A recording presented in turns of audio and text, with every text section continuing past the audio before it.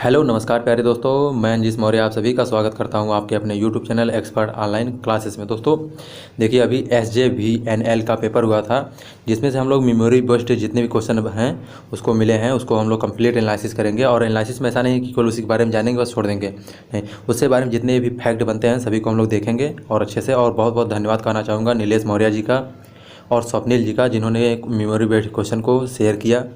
तो ठीक है दोस्तों, आइए हम लोग देखते हैं। देखिए थोड़ा सा हम लोग SJVNL के बारे में जान लेते हैं। देखिए, ये आपका सतलज जल विद्युत निगम लिमिटेड है। ये आपका हिमाचल प्रदेश में स्थित है, शिमला में, इसका हेडक्वार्टर शिमला में है। और इसमें देखिए जो गवर्नमेंट है, ये हाइड्रो पावर प्लांट है आपका, ठीक है, ये हाइड्रो पावर प्लांट है। और इसमें देखिए गवर्नमेंट ऑफ इंडिया और गवर्नमेंट ऑफ हिमाचल प्रदेश दोनों मिलकर पावर को जनरेशन करती हैं, जिसमें से गवर्नमेंट ऑफ इंडिया का 59.92% है और गवर्नमेंट ऑफ हिमाचल प्रदेश का जो है वो आपका लगभग ऑलमोस्ट 26.85% है। ये दोनों मतलब कि दोनों कंबाइंड होके इस हाइड्रो पावर प्लांट को चलाती हैं। और ऑलमोस्ट देखिए आपका ये 1912 मेगावाट का पावर जनरेशन करते हैं। और देखिए यहाँ के जो CM हैं, आपके CM हैं जयराम ठाकुर हैं और governor I think Rajendra Arlekar हैं, राजेंद्र आर्लेकर। अच्छा, आप लोग कमेंट करके बताइएगा कि जो हिमाचल प्रदेश है वहाँ का राष्ट्रीय पशु क्या है। तो ठीक है, आप लोग कमेंट करके बताइए, बाकी हम लोग क्वेश्चन का डिस्कशन करते हैं। तो आइए हम लोग क्वेश्चन का डिस्कशन करते हैं। देखिए क्या है इसमें क्वेश्चन नंबर होता कितना क्वेश्चन आते हैं। देखिए तो इसमें टोटल 100 क्वेश्चन आते हैं, जिसमें से 70 क्वेश्चन टेक्निकल था और 30 क्वेश्चन जो था नॉन टेक था। नॉन टेक में देखिए आपका English, math, reasoning, GK, GS, current affairs है। इसके बाद देखिए क्वेश्चन क्या आया था, क्वेश्चन आया था देखिए HRC फ्यूज। देखिए HRC फ्यूज के बारे में आया था। तो HRC फ्यूज होता क्या है, देखिए है ये हाई रैप्चरिंग कैपेसिटी होता है। इसमें कुछ क्वेश्चन दिया था, तो इसमें मेंटेनेंस कास्ट जो होती है HRC फ्यूज से कुछ क्वेश्चन आया था, क्वेश्चन एग्जैक्ट पता नहीं है। इसके बाद देखिए इसमें प्रॉपर्टी कुछ होती हैं। ये 66 kV किलोवोल्ट के लिए यूज करते हैं। ब्रेकिंग कैपेसिटी होती है 500 MVA होती है। और ये ईच देखिए इसमें सबसे बड़ी प्रॉब्लम होती है कि ईच ऑपरेशन के बाद इसको रिप्लेस करना पड़ता है, लो मेंटेनेंस कास्ट होती है। इसके बाद देखिए एनर्जी मीटर में कितने मैग्नेट होते हैं। तो एनर्जी मीटर में देखिए आपके 3 मैग्नेट होते हैं, एक प्रेशर कॉयल का होता है, एक करंट कॉयल का होता है और एक आपका बार मैग्नेट होता है, जिसको हम स्पीड को एडजस्ट करने के लिए यूज करते हैं। इसके बाद देखिए PMC से कोई स्टेटमेंट दिया था। देखिए major number of question statement दे के आए थे, मतलब 3-4 स्टेटमेंट दिया था। उसके बाद पूछा था कि कौन सा स्टेटमेंट मतलब क्या है, पहला सही है दूसरा सही है, ऐसे इस टाइप के क्वेश्चन बहुत आए थे। इसमें देखिए PMC के लिए आया था। देखिए इसका high torque to weight ratio होता है, बिल्कुल करेक्ट था ऐसे ही। इसके बाद DC बोर करता है, बिल्कुल करता है। लीनियर स्केल होता है, जैसे जो चौथा ऑप्शन था तो उसमें 1 2 3 तीनों सही थे। आप लोग कमेंट करके बताइए। देखिए नेक्स्ट क्वेश्चन का, MI टाइप के जो इंस्ट्रूमेंट होते हैं ये यूनी डायरेक्शनल होता है या बाई डायरेक्शनल होता है, इसका आंसर आप लोग कमेंट बॉक्स में बताइएगा, ठीक है। इसके बाद देखिए हम लोग नेक्स्ट क्वेश्चन देखते हैं। P टाइप मटेरियल पूछा था। P टाइप मटेरियल जो होते हैं उसमें कौन सा होता है। देखिए P टाइप मटेरियल के लिए हम ट्राइवेलेंट जिसकी संयुक्ता 3 होती है उसको मिलाते हैं। उस देखिए कौन कौन से होते हैं, तो आप बोरान हो गया, एल्युमिनियम हो गया, गैलियम हो गया, इंडियम, ये सभी ट्राइवेलेंट होते हैं। इसमें जो P टाइप मटेरियल बनता है उसमें नंबर ऑफ होल्स ज़्यादा होते हैं।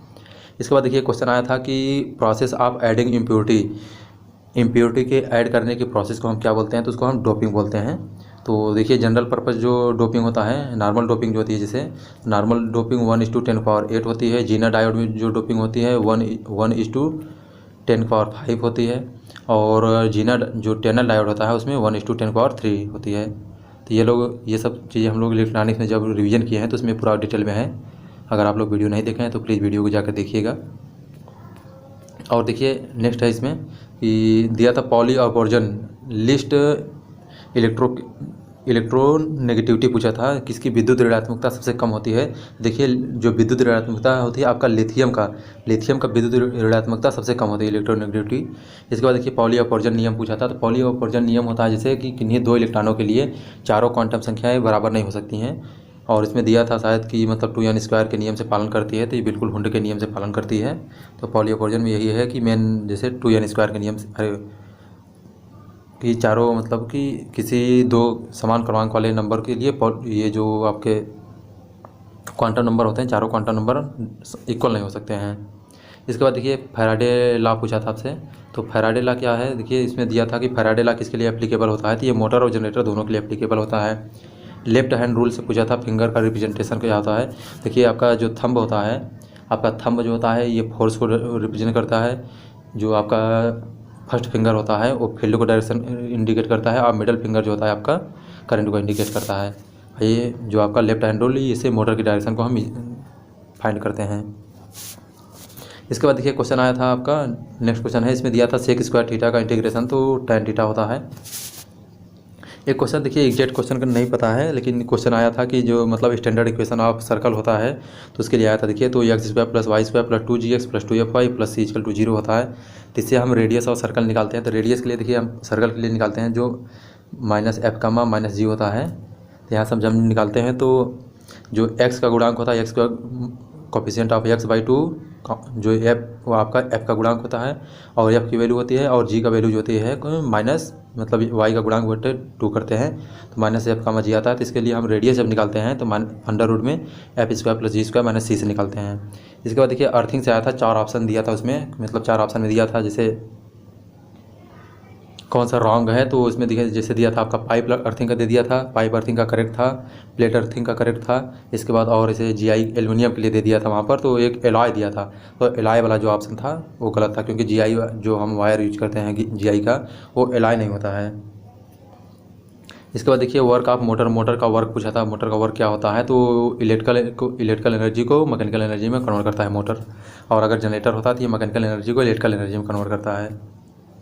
इसके बाद देखिए वाट, जो आपका वाट मीटर होता है, वाट मीटर का टर्मिनल पूछा था, तो इसमें 4 टर्मिनल होते हैं। इसके बाद देखिए नेक्स्ट क्वेश्चन पूछा था वोल्टेज कंट्रोल डिवाइस कौन से होते हैं, तो वोल्टेज कंट्रोल डिवाइस देखिए आपका IGBT और मासफेट होते हैं, और इसमें एक BJT भी दिया था तो BJT नहीं था। इसमें देखिए जैसे आपका करंट कंट्रोल डिवाइस जो होते हैं, करंट कंट्रोल डिवाइस में देखिए जैसे आपका देखिए करंट कंट्रोल डिवाइस जो होते हैं आपका BJT, SCR, GTO, ट्रायक, ये सभी करंट कंट्रोल करंट सोर्स होते हैं। ऑपरेशनल एम्पलीफायर जो होता है देखिए आपका वो वोल्टेज कंट्रोल वोल्टेज सोर्स होता है। इसके बाद आइए हम लोग देखते हैं आगे, जो और देख लीजिए जैसे IGBT, मासफेट जो होते हैं ये सब आपके, और फील्ड इफेक्ट ट्रांजिस्टर ये सब आपके वोल्टेज कंट्रोल होते हैं करंट सोर्स। इसके बाद देखिए TRS और PVC ये इंसुलेशन के लिए मतलब किसी वायरिंग के लिए सूटेबल होते हैं, तो ये बैटन वायरिंग के लिए सूटेबल होते हैं। ये क्वेश्चन पूछता है कि जैसे आपका TRS और PVC किस वायरिंग के टाइप हैं, तो इसमें आपका बैटन वायरिंग के है। बैटन वायरिंग के बारे में अगर आप जानेंगे थोड़ा सा देखिए, तो बैटन वायरिंग क्या होता है, इसमें लकड़ी के मतलब क्लैप होते हैं, उसमें लकड़ी को पिन लगे होते हैं, तो उसी लकड़ी के साँचे पर पैटर्न पर हम रख के उसको पिन होता है ब्रास का, तो उसे हम कस देते हैं। इसके जो मतलब कि पिन लगे होते हैं, गुल्लियाँ लगी होती हैं, उसकी जो मतलब 45 सेंटीमीटर का गैपिंग होता है, गुल्लियों के बीच का अंतराल होता है। इससे क्वेश्चन पूछता है और सबसे अच्छी वायरिंग होती है ये। इसके बाद कलर वायर से पूछा था देखिए, तो इसमें दिया था मतलब कि तो एक ऑप्शन को ये दिया था उसमें गलत था। तो देखिए जो स्टैंडर्ड कलर होता है वो आपका फेज वायर के लिए RYB होता है। इसके बाद आपका न्यूट्रल के लिए देखिए ब्लैक होता है।